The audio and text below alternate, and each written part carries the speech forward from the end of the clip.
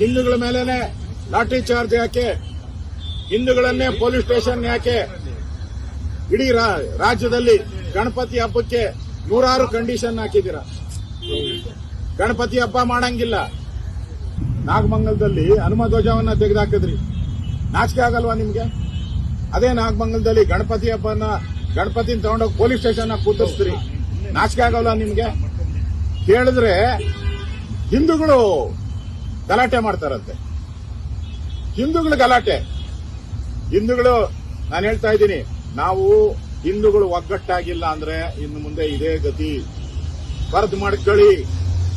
ನಾನು ರಾಜ್ಯದ ಜನತೆಗೆ ಹೇಳ್ತಾ ಇದ್ದೀನಿ, ವೋಟ್ಗೋಸ್ಕರ ಏನ್ ಬೇಕಾದ್ರೂ ಸಿದ್ದರಾಮಯ್ಯ ಮಾಡ್ತಾರೆ.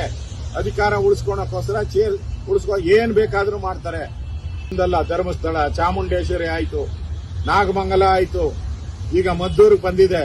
ಇನ್ನು ನಿಮ್ಮ ಮನೆ ಬಾಗಿಲಿಗೆ ಬರ್ತೈತೆ. ನಿಮ್ ಮನೆ ಬಾಗಿಲಿಗೆ ಬರ್ತೈತೆ. ನಿಮ್ ಮನೆ ಹತ್ರ ಬಂದು ಗಲಾಟೆ ಮಾಡ್ತಾರೆ. ನಿಮ್ ಮನೆಯಲ್ಲಿ ಬಂದು ಹೊಡಿತಾರೆ. ಎಚ್ಚರಿಕೆಯಿಂದ ಇರಿ.